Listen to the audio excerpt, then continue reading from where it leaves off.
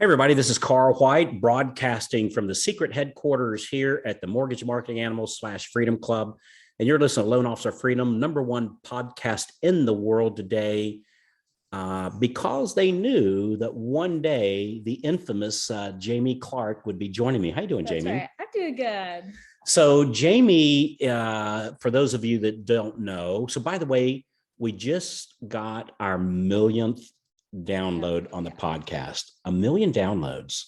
That's a lot. I can't even figure out what that number means. Yeah, I know, and especially when you go, dude, we're talking about mortgages, right? It's not one of the most exciting topics ever, you know. So very grateful for you guys to help us hit that number. So Jami normally works kind of a behind the scenes more than anything.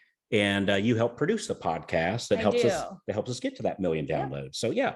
So I thought on this episode, I wanted somebody to talk to a little bit. So I thought I'd talk to you. Here I am. Here you are. Happy to be here. All right, cool. So let's jump right into this. So I had somebody, I did a post on Facebook about asking for the business, and we'll talk about what that means and how you do that.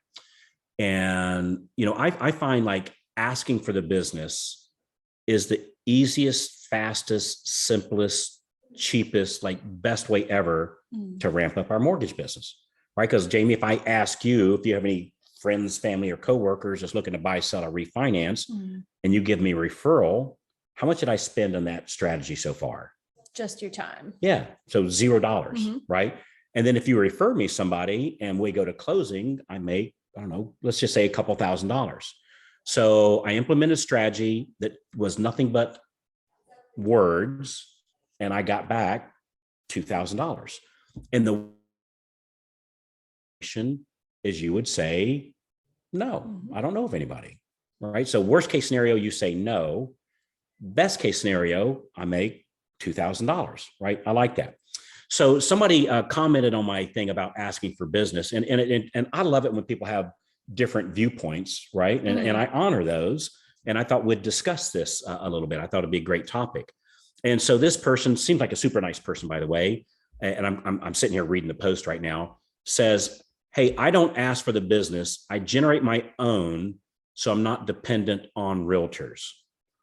If you generate your own business, you can refer to the realtors you choose, and they will pay you back by sending you their potential buyers, right? All true stuff, by the way. If you're asking for business, you're not standing out from the rest of the LOs. And I would say au contraire on that for sure. And she said, whoever pays or refers has all the power. I generate my own. You'll have consistent business and be proud of yourself and happy, right? So love what she said here. So let's kind of break this down a little bit. So first of all, my mantra is, what's the least I have to do to get my desired end result, right? So it's not saying what's the least I need to do to get away with it. That's kind of like manipulative and uncool. But like, what's the easiest way to get to where I want to be? And so if you're a real estate agent, Jami, and you say, well, Carl, I'll only refer to you if you refer to me, that's probably not going to be a good match for me, because you as a real estate agent have an unfair advantage in that you have listings. And when somebody is looking to buy a house, do they normally call a loan officer first, or they normally call a real estate agent first? The real estate agent. Yeah.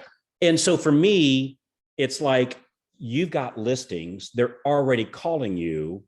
Why would I go through effort, work, expense to get you what you already have?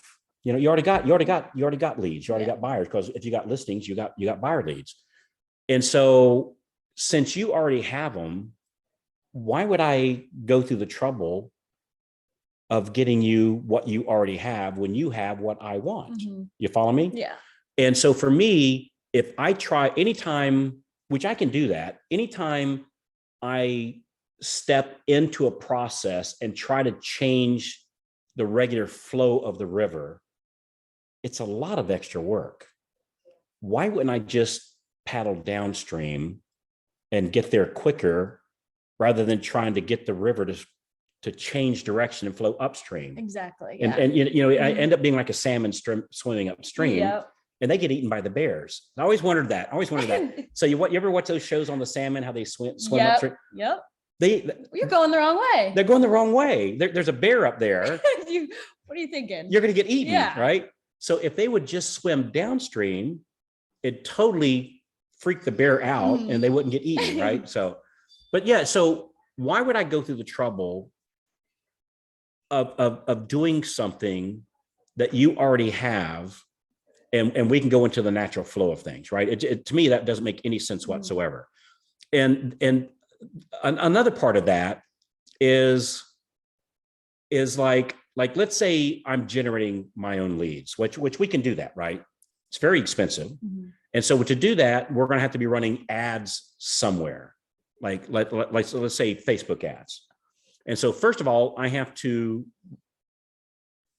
run the ads. So now I've just started a new set of activities that's going to take my time and it's going to take my money to do something that you already got, right?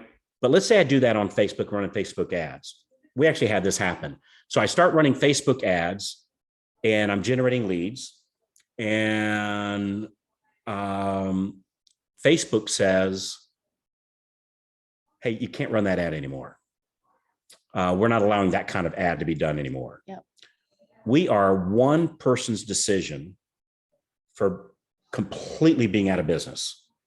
And we think we have control in that situation. Au contraire, we don't. The advertising platform, they have complete control over that situation. And so you want to be very careful empowering all your business to one other place. You go, wait a minute, Carl, I do it on Facebook and Instagram. It's owned by the same company. So one decision on one platform can carry over to the other platform. Yeah, but Carl, I also do Google. I was in a mastermind meeting. This is probably going back, I don't know, about 10 or so years ago. And so I belong to mastermind groups that are outside of our industry because I learned, I learned from them. They do things that we can transfer over to our industry. And so I'm at this big fancy meeting and of super high end, very high, very, very high earners. And these are all like 7 and 8 figure earners, so like real high. And 3 days before, how most of these people got their business running Google ads, and they would run Google ads to an opt-in form. Well, come one Tuesday, Google said you can no longer run ads directly to an opt-in form. Don't allow it. And so these people that were literally making $100,000 plus in income, not revenue, but income per month, one day showed up at their office and their complete source of leads gone, like done. And so these people, they had team, they have staff, they have this business, they have all these things set up, and their source of leads, it's over. It'd be like in my case, if all real estate agents all across the country all at once cease to exist, say, all right, how now, brown cow? I'll admit I'd be in a pickle, right? So you want to be very, very, very careful on these online lead generation sources because they change the rules. And frankly, what we used to could get as an opt-in or a buyer lead on Facebook for, gosh, we used to spend like 50 cents to get a lead. Now might be $3, $4, $5, $8, $10, right? Which is still, you go, hey, that's not bad. I'm good for that. It used to be 40 cents. So it's not getting cheaper, it's getting more. And so somebody else has control of that pricing. I have no control over that. So by their decisions, they completely dictate my business. It's a very scary place to be. Definitely. Whereas if we look at real estate agents, like we have this thing that we call the Focus 40. And so the Focus 40 is where we have 40 different real estate agents that's referring us at least one deal per month, right? That's our Focus 40. And so now that's not one source of business, but people go, well, Carl, that realtors, that's one source. No. There's 40 of them. I've got 40 sources. And so not if, but when one of them is unhappy or they retire or they move or, their nephew becomes a loan officer or something like that, I got another 39. No big deal. Yeah. And I'll pick up my 40th one on my next purchase deal that has a listing agent that's not on my Focus 40. We'll do our little magic stuff that if we have time, we'll talk about that today. We'll do our little magic stuff to get that person to start referring to us too. And now I'm back to 40. And we find that when we have 40 agents referring to us one deal a month, that likely, and I don't know what everybody's bit plan is a little bit different, but that likely will put you in a 7-figure W-2 income as a loan officer as soon as you get to the Focus 40, which doesn't take near as long and isn't near as hard as people would think it would be. So then the other issue comes up of, yeah, but what if they're a jerk, right? Jami, you know this.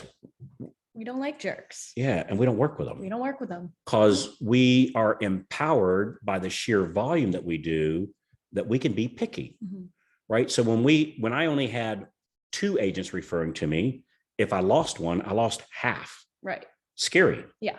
And so then you might go, well, gosh, I got to kind of put up with it because it's half. So very, very rapidly, we did the loan getting activity of getting those more agents start referring to us, that now if one person starts to act a little funky, no big deal. On to the next. On to the next one. Because one thing that we found is there's an old saying that we use is there's 1,000 of them and there's one Jami, right? For instance. Yeah. So, and as a general rule of thumb, for every million people in your population, there's 1,000 agents. That's a real number. There's likely to be 1,000 agents that are dealing with at least one buyer per month that they're closing on that they can refer to you. So there's literally 1,000 agents. So you go, well, wait a minute, Carl. There's only 500,000 people in my neighborhood. Well, that's 500. That's a big number still, right? And if you live in a real small area, like our friend Jen Connolly up in Chillicothe, Ohio, she just drew a bigger circle, and she didn't say, well, not just my town, I'm going to go to the next couple of towns over also. And she does most of her meetings via Zoom. So phone calls and Zoom, doesn't matter where they are. Or like we take Roger McGuire, he's a loan officer down in Sarasota, Florida. Half of his loans come from Chicago. Right. So you can get loans get referrals from agents literally all over the country using simple scripts and a simple system that doesn't cost anything to get those people to start referring to you. So it becomes an unlimited source. And I think what happens is we get that scarcity mindedness of, these agents, if my business isn't secure or solid or stable because I'm counting on them, but I'm counting on 40. And the people that thinks that they can only work with an agent if they send them a lead first, you're relying on whatever lead source you're doing to get those leads, which is not 40 different ways. Yeah. I don't care how many ways you think you have, it's not 40. Yeah. And so the person that does that operating out of scarcity actually has a very scary business, because they're the ones that truly have a very limited source of generating new business, of generating referrals. And the other thing, it's not scalable. Because like, if I wanted to work with 40 agents, and then Jami, you and I had to spend all of our time generating enough buyer leads to start working with those 40 agents, number one, I don't think that would be possible. It's not scalable. No. And I don't think we would have the resources, both financial, and we got vast financial resources. I don't think we'd have enough financial resources and certainly not enough people to go generate enough buyer leads to feed 40 agents. And so it's not scalable. So that works, I think, real well for closing 2 or 3 or 4 loans a month, which is not a bad income, by the way.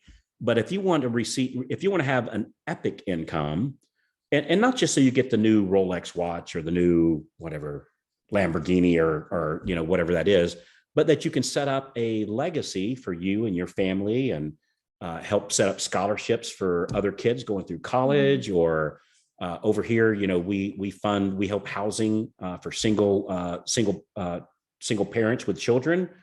We help 3 different families pay for their housing, and we build schools and all the other things that we do over here. So making the extra money is nice. Could we get to wear a nice pair of shoes, per se, but it's also nice because of all the different families that we can help. And so simply by asking for business in a cool way, we can scale up our business in a very large area so that we benefit and so that others benefit also. Yeah. Does that make sense? Yeah, you're changing lives, and that's what you're doing. Literally. You're not just making money, you're changing lives. Literally. It's awesome. And so if I have that, well, I hate to ask for the business, that fear, think of all the goodness and coolness that we might be holding back, not just from ourselves, not just in my case, my wife, or this is like for a lot of different people that we can help influence by doing this simply by asking for the business and understanding that. Here's another thing too, by the way. I have found that the agents that require, they say, Carl, I'll only work with you, send me leads. They tend to be struggle bunny agents, that they don't have very many listings or very much business or past clients on their own. And they haven't built up business where they don't have enough people through the natural flow of things call them looking to buy a house. And so they're counting on me to help them build their business. Whereas when I work with successful agents that already have that, they don't need my help building up their business. They're already successful. We kind of give an example of, if I was to call Taylor Swift and say, hey, Taylor, you need some help writing some songs, I can help you with that. She's going to say no. No, she's like, I'm good. Yeah. I don't need you. That'd be like an insult to her in a way, exactly. Right? And so for me, it's honoring people by they have the natural flow. Here's another thing. When we sent a survey out, and some of you who've listened to podcast 4 know this, when we sent a survey out asking agents what their 3 biggest complaints were with loan officers, I'll tell you what wasn't number 1, number 2, and number 3. What wasn't number 1, number 2, number 3 was my loan officer doesn't send me leads. That wasn't even on the radar. Hell, I don't even know. So we sent this survey out, kind of a famous survey in our industry, where we had over 10,000 real estate agents respond back to the survey. I literally don't know, and maybe there was, almost certainly with 10,000, I guess some of them would be, because some of them would be struggle bunnies. But I don't remember any of them saying they don't send me leads.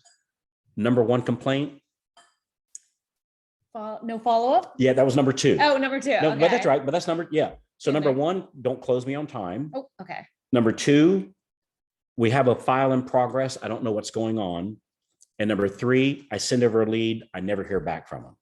Right. So that was the top 3 complaints. Right. So I decided, well, gosh, if I want to work with agents, I'm not going to create a problem that they don't have. I'm going to solve a problem that they do have. And so for me, when we meet with these agents, we tell them, hey, 3 things you can count on me. So number 1, I'm going to close you on time. Number 2, that every Tuesday, I'm going to call and give you an update. Either me or somebody on the team is going to call and give you an update of where that file is so that you know what's going on. And that's going to save you so much time, not having to worry about where's my deal at on this one. Right. And Mrs. Realtor, that's going to free your mind up so you can go get yet even more listings, thus getting even more buyers to work with. So I'm going to help you close more deals by freeing you up, by actually following up with you, let you know what's going on. And when you send over a referral, this is number 3, when you send over a referral, we're going to follow up like green on a pickle so that you get even more closings going forward. And so once I've solved their 3 biggest problems, the only ones are saying, hey, I need more buyers. I don't have any buyers.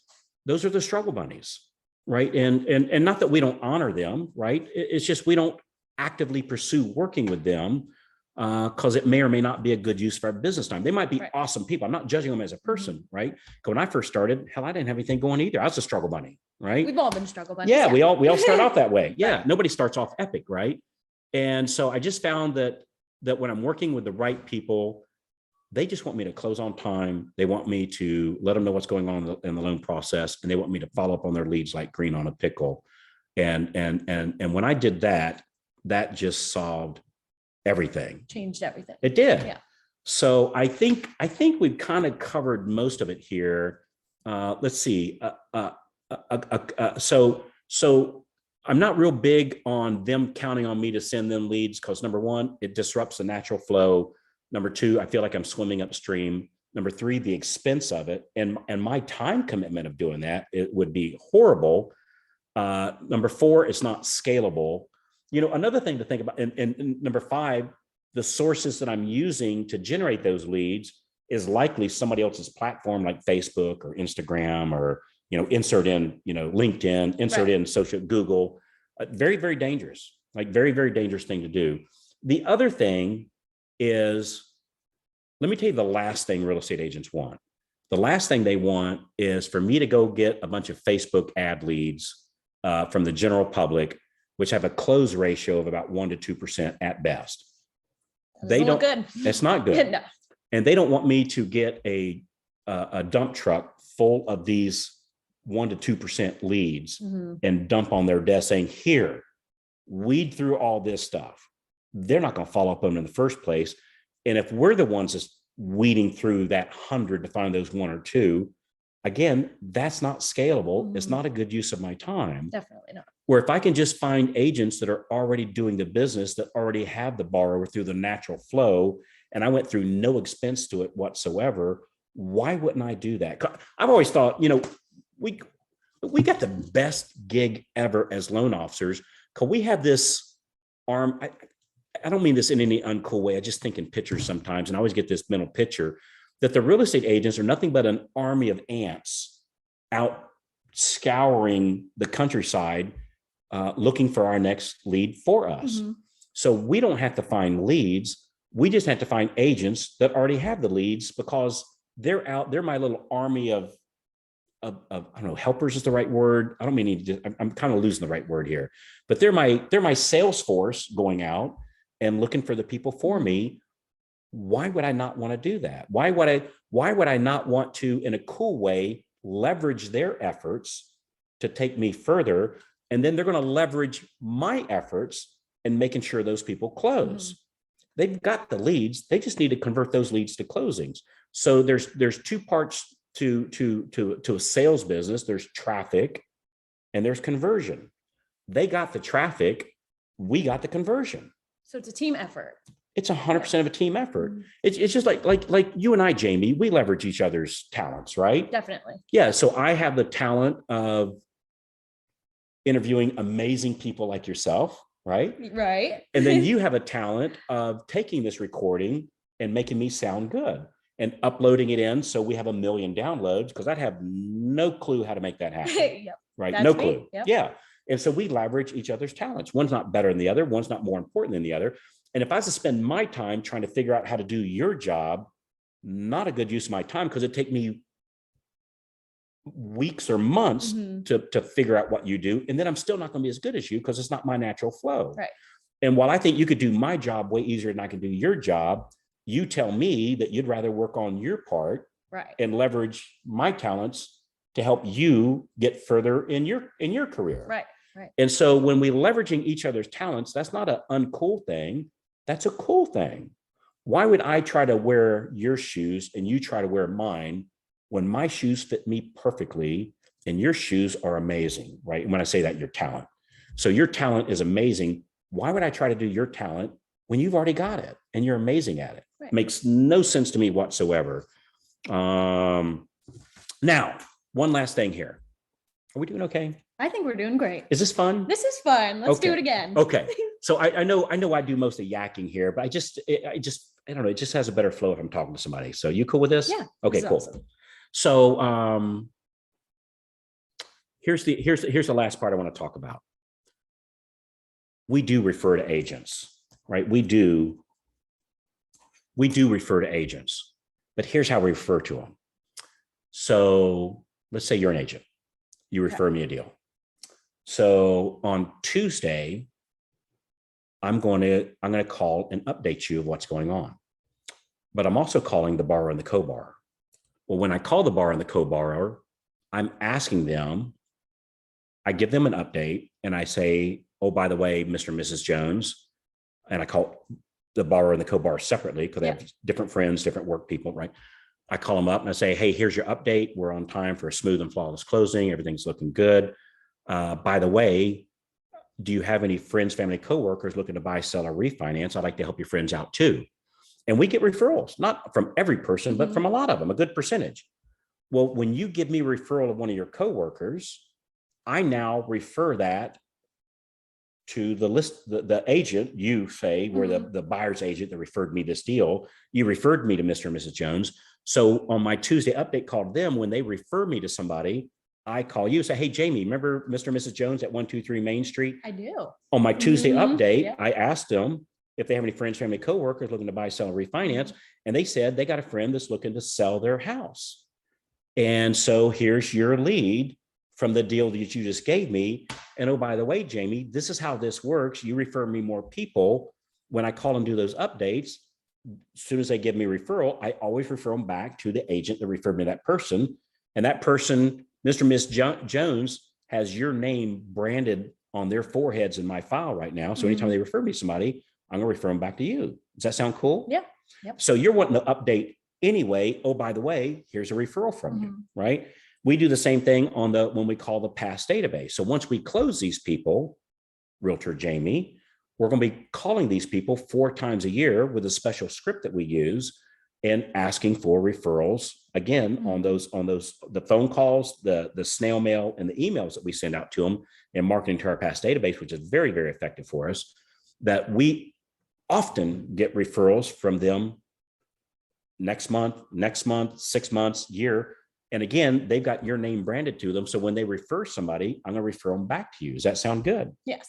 Sounds good. Yeah.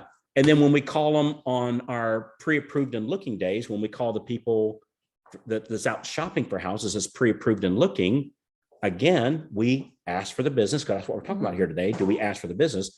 We say, hey, how's the house hunting going? Did you go out last weekend? How was it? Are you going out this weekend? Awesome. Hey, well, if you need anything, let us know. Hey, one thing before you go, if you have any friends, family, coworkers looking to buy, sell, or refinance just like you, I'd like to help your friends out too. Would that be okay? And when they refer us, Jamie, I'm going to refer them back to you. So we do refer to our agents, but based upon them sending us the referral first. And then I'm going to refer to you people that we get on the updates, people when we market to our past database, and for the people when we call our pre-approved and lookings to send you yet even more referrals. Sounds like a pretty sweet deal. So it is. And by the way, you didn't even ask for that. You just asked to close on time, give you great communication, and follow up on your leads. Oh, by the way, in the process of doing that, we do get referrals to send back to you. Right. That's how you scale a business, right? And the idea of, and I'm not speaking of this person, because this person made this comment, totally cool, and I appreciate their different opinion, right? I really do. And so I'm not speaking of this person, but I'm going to tell you most of the time that people are afraid of asking for the business. Well, I already said it. They're afraid of asking for the business. And Jamie, I think a lot of it is they don't think they're worthy of asking for the business, right? Definitely. Who am I? Jamie's this great agent. She's awesome. She's cool. I'm just an okay loan officer. And, I kind of went through a hard time. And I remember, back in the 5th grade, I stole my brother's lunch money, or whatever. And I feel unworthy as a person. I think the not asking for the business, I think it's an issue, not of this person, because I don't know this person, but of many people, of just not feeling worthy of asking and working with these higher producing agents. And man, if I want you to hear nothing else from any of the million downloads of the podcast we have, is that you're worthy, right? It's totally cool. And having worked with some very high level, very high producing agents and other, big business people in our field, they're just people. It's totally cool. And there's nothing special about them. They've just been doing it longer the right way, and they built up their business. And when you use the right scripts or the right design of conversation to ask for the business, it's totally cool. And it's said, well, like when I ask you for the business, Jamie, I'm honoring you in that conversation.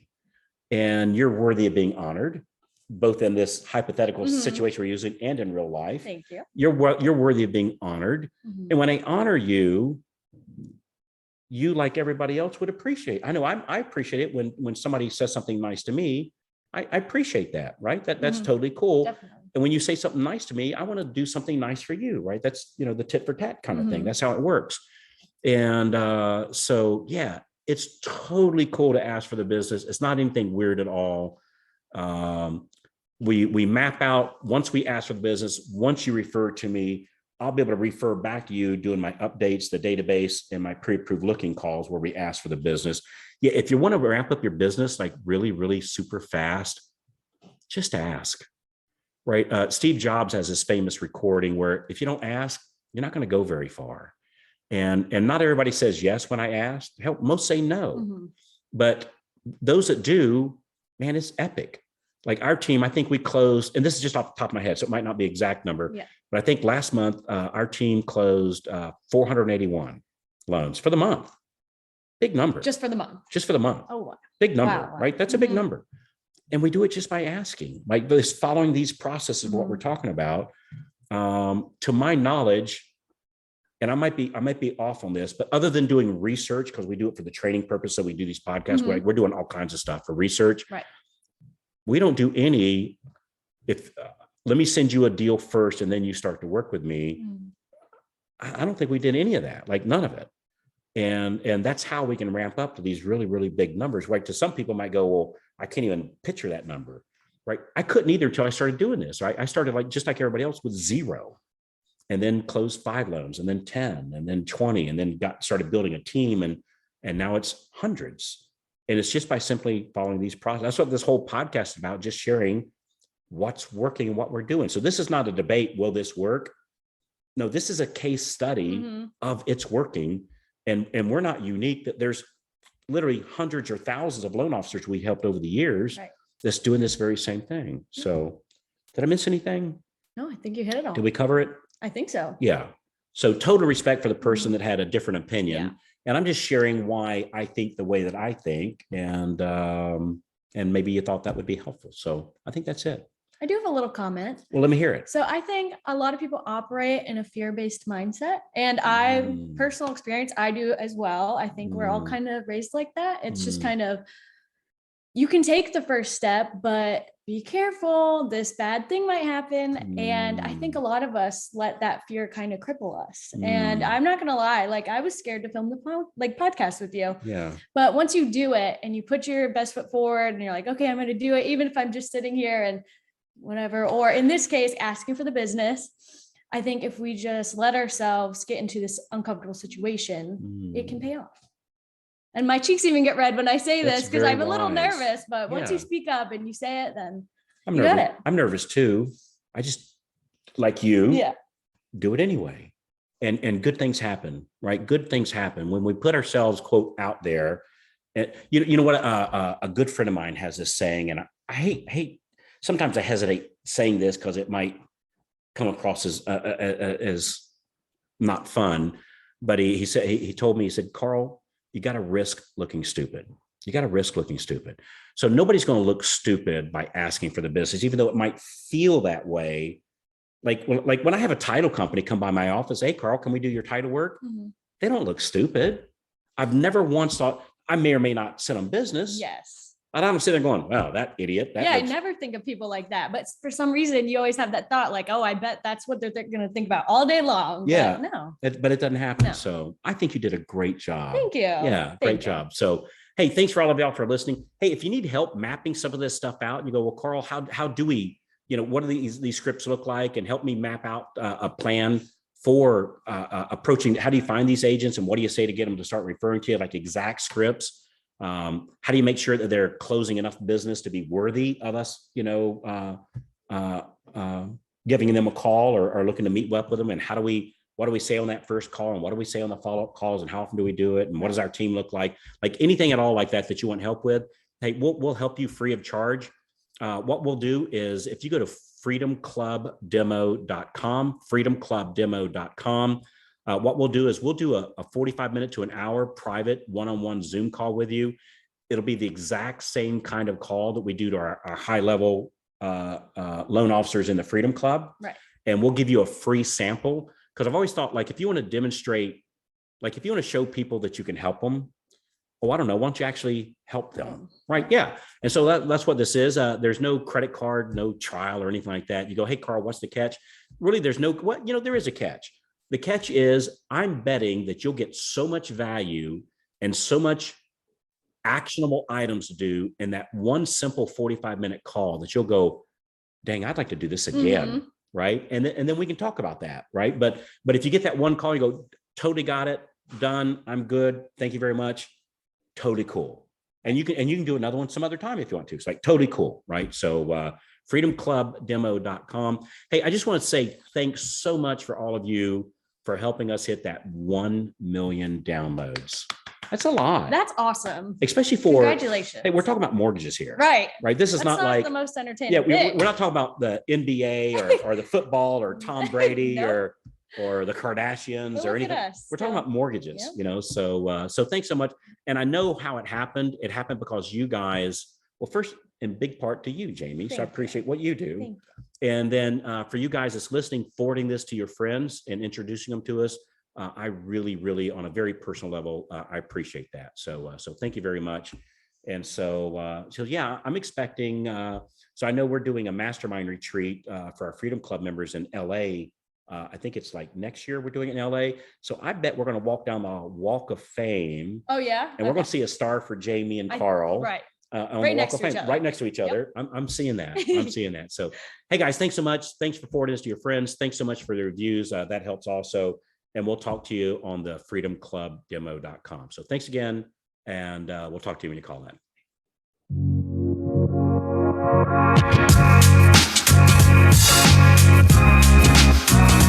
in.